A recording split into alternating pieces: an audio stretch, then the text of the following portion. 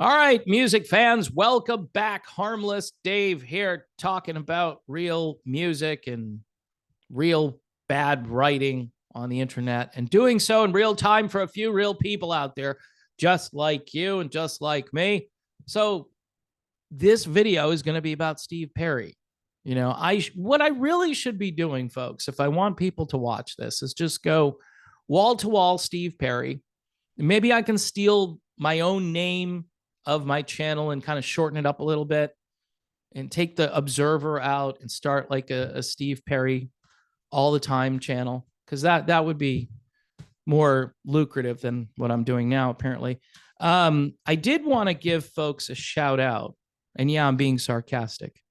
I know some people don't like sarcasm. I found that out. So Chris, thank you. These are new patrons. Chris at $5 a month. Kenneth, also $5 a month. Ben, $5 a month. You guys are keeping the channel going. I had one of my worst days yesterday that I've had as far as viewership. I guess people don't care about Elvis. Sorry. Alan at $5 a month. Donnie, $10 a month. Bob, $5 a month. Robert, $5 a month. And this goes back to December 27th. Chris joined us at $1 a month. And then there's a long gap as far as the last patron. And of course, we've had a whole bunch of people leave. So in any event, thank you, because you guys are keeping this going. I'm at 2017 levels of revenue right now for this channel, 2017. If I didn't have patrons, it would be time to kind of pack this up and, go back to Walmart, maybe become a greeter or something and just say, this is it, but here I am still, thanks to you guys. And it's going to be up to you. Apparently my boss here at YouTube, Google just turns the valve on and off. I don't know what they do. For a couple of weeks, it was pretty good. And now we're back to pre-holiday revenue apocalyptic numbers. All right, so I promised I would talk about Steve Perry. And yes, is this a ratings ploy? A little bit, but there was this article yesterday. And I think it's kind of important to decipher the article, because there are a lot of casual fans that will read this and think that Steve Perry is about to get back together again with Journey. Here's the headline. Is Steve Perry still feuding with the rest of Journey? And they go on. These are the bullet points here. Steve Perry and Journey are finally on better terms after years of feuding and legal disputes. Don't know if that's true. I think they might be on better terms, but nobody has said this. In fact, Neal Schon said he was done trying to coax Perry back. He's tired of asking Perry to go out and have that coffee that he wanted to have, I don't know, 5-6 years ago. And we're still talking about the coffee. When Perry released his album Traces, Neal was reaching out with olive branches and, pine branches or whatever, just large branches that were being offered to Perry. And Perry, in a couple of interviews, in one case, he said something like, this guy only likes me because he wants to work with me. He's talking about Neal Schon. And Jonathan Cain's name was mentioned, and it was worse. It was like, please don't tell me about Jonathan or his book. I just don't want to hear about that. And I think he used slightly harsher language than that. So as far as Perry and the band being on better terms, yeah, Steve Perry isn't suing them anymore. So I guess if you want to look at that as a positive, there you go. And then you've got some of this boring journalism. Steve Perry rose to fame with Journey. And in the midst of a major comeback, things soured between he and the band.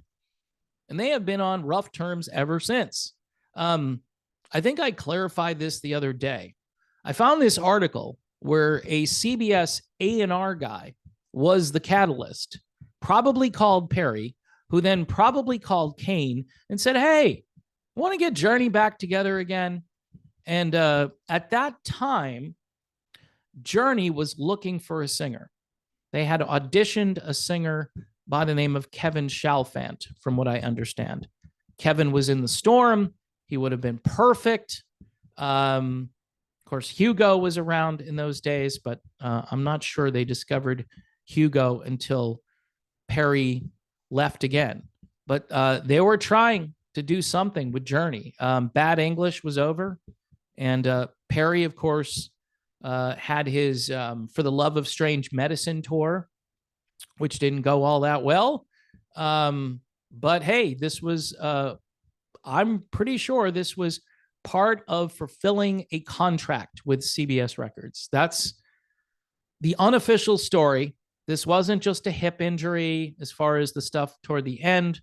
This was, hey, I'll get back together with these guys and record the album that we owe you. That's what I think the true story is. If that's not the true story, then someone needs to come forward and say, this was all Perry's idea and the band bought it hook, line, and sinker. I know that Neal Schon insisted that they have the Escape lineup, and this wasn't Steve Perry's rhythm section. This wasn't going to be Steve Perry picking other musicians. So they got back together, and the results were trial by fire. And then they were supposed to tour, and then that didn't happen. Perry said that he had this injury and the band wanted him to get surgery for it. Was that like, and I'm not saying this is true, but that's kind of like, hey, my dog ate the homework, and so that's why I'm not doing this. I'm not turning in my homework. I'm not going on tour because of my hip. And eventually he did have the surgery, supposedly. And I believe all that happened, but why wouldn't you get back to say, look, I'm going to have the surgery and then I'll go on tour? And he's saying something like, this isn't a band decision. It's not a group decision. Well, if you're supposed to go on tour and this will fix the problem and you have to do it anyway. So I'm not saying that wasn't true. I'm just saying that I don't believe Perry had any intention on going back out on the road. Like I said, he had a so-so experience on his last solo tour. He had taken a break from Journey for 4 years or whatever. And that's one of the reasons I get on Steve Perry when he says things like, well, I lost my passion for music in 1987. Okay, then why did you record another album and go out on tour? And then you recorded another album with Journey. And then you were supposed to go on tour again. See, after that, if you want to make the argument that, look, I didn't want to do this anymore, I still love music, but I just wanted to live a quieter lifestyle, I think I would have bought into that. But the timeline thing, it kind of made it sound like Steve Perry just shut down in 1987. I think he shut down from Journey. I think he just didn't like those guys anymore, and he just didn't want to tour with them. Plus, he had obviously some personal issues that he was working through. I'm not discounting those issues. Anyway, they keep going with this. It's been a couple of decades now, and fans want to know one thing. Is Steve Perry still feuding with Journey? No, they actually really want to know, will Steve Perry get back together with Journey? So this whole premise here is to set the groundwork for just this chatter that will probably happen in various chat rooms on social media, where people will start to say, look, did you see this article?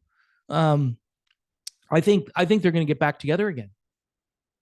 One of the reasons that Perry didn't want to do the Rock and Roll Hall of Fame was he didn't want to take attention away from Arnel. And he didn't want to start rumors that, okay, we're all on stage together, so there's going to be a reunion. This is it. Finally, you've been waiting for this. I decided to go to the Hall of Fame. And people are still living off that Hall of Fame reunion where you had everybody on stage. It was awesome. But nothing ever came of it. The band turned in a very mediocre performance that night because Arnel was so nervous performing in front of Perry. Now, this article is basically saying that, hey, Perry dropped the trademarks lawsuit. So, the runway is clear. These guys can take off now. Journey, the mothership, is going to take off again with Steve Perry not only on board, but piloting the ship, right? I mean, no. Neal Schon said, no, I'm done talking with Steve Perry. But this article just goes on and on. This was on MSN.com in case you want to know where I found this. Did Steve Perry completely destroy his career after he quit Journey? I mean, all these little headlines within this. Perry has released solo music, but fans want him back in Journey. Okay, that's probably true.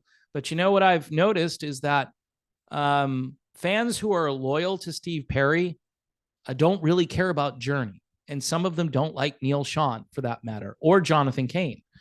So what happens is people are just more concerned, is Steve going to go out there and do a solo tour? Is Steve coming out with new material? Look, was it last year? Like not 2023, but 2022, when Perry had the Christmas stuff out there, I was almost betting money that he would do a little Christmas tour. You know, go out there and sing this new Christmas music and some holiday favorites. Maybe throw in a couple of somewhat easy to sing Journey songs and call it a show and charge like $500 a ticket. And people would show up for that. I was just like blown away that he decided not to even consider that. And I think that would have satisfied the fans that were waiting for Perry's Traces album. The same group of fans would have ran to get those tickets. And it would have sold out faster than a Journey concert does today.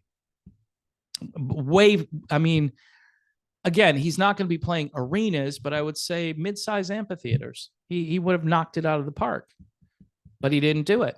So yeah, there's, you know, Perry, for all of the Perry love, you know, the Perry channel, Steve Perry has a new song out. No, it's a remix of a Journey song. It's not new music from Steve Perry. I see these things. People send them to me and I go, huh, that's just grifting. You know what grifting is? Grifting is saying, I'm just going to do stuff about Steve Perry because people want to hear about Steve Perry all the time. Now, this channel, guilty as charged, especially in the early days. Because I would do a video, I get 10,000 views about how Steve Perry sat on a park bench in Hanford, California, you know, and I'm just like, there's a lot of interest in Steve Perry. I'm going to keep covering it until I decided not to. I had to move on. I didn't like watching those videos. I'm like, Steve Perry today went out for a drive in his classic car. And I'd be thinking, people aren't going to watch this, but yet they do. So, you know, I guess if I want to, you know, shake up the algorithm, maybe I'll do this weekly Steve Perry segment. Things you don't know about Steve Perry, or better yet, things you already know about Steve Perry stated in a brand new way. Because that's kind of what I'm seeing here in this article. And these channels that, you know, have kind of plagiarized a little bit, just a little tiny bit. And yeah, I mean, look, it's do what you want to do with your channel. When people send me this stuff, I'm just shocked. I'm like, wow, they basically just copied and said all super nice things, because this is the other thing you have to do to be successful on YouTube. You can't critique anything. You can't be sarcastic, which I am guilty as charged. I am one of the most sarcastic people I know, and I use it to my advantage. Sometimes it's a little bit acerbic. It's not for everyone, but I enjoy it, and some of you enjoy it, obviously. But when it comes to the Steve Perry Journey reunion, no. I mean, Perry would have to be the initiator. He'd have to say, look, I'm getting kind of old. Why don't we go out and do some kind of acoustic tour? Give Arnell a break for a couple of months. He'll still be in the band when this is over. I'm sure he'd be more than willing to step aside. Perry is not going to initiate that. He's had like 25 years, 26 years now to try to initiate that. And he won't even have coffee with Neal Schon. So in any event, folks, I want to thank the patrons who keep this going. Obviously, the mainstream folks out here don't like me. I get it. They don't like my political views, which have kind of changed a little bit in the last year or so. I'm far more gentle and cuddly than I used to be politically. But I still have some strong opinions about some things that are going on. And there are a group of people that say things like, I used to like that guy until he started talking about politics and Dr. Fauci. That was the downfall, because Fauci people have the little Fauci bobblehead in their car when it bounces down the road. Yeah, that's he's such a hero. Anyway, folks, I appreciate the new patrons. I'm going to need more patrons. I'm just saying that the revenue goes down, the patronage never goes up as fast as the revenue goes down. If I can kind of like get 30% of it back, I don't know what number I can put on this, because I said this before, how low can I go? And right now I'm at the lowest point I've been at. So in like 7 years. So I'm, just asking you, if you like the content here, if you like the sarcasm, if you like the weird personality, if you like the stream of consciousness ranting and raving, then this is your channel. If you like me talking about new bands, Vital Lines, here they are, Wheels Within Wheels, just a masterpiece with a singer who can still bring it. His name is Robbie LeBlanc. All right, Robbie LeBlanc. Go listen to this. If you're a fan of Steve Perry or Jimmy Jamison or Lou Graham, you will dig Vital Lines. Not about the book of Ezekiel, even though it's called Wheels Within Wheels. All right, people, God bless you all. Pray for peace in the Middle East and around the world. War is hell, and we should not be celebrating war. We should be preventing it.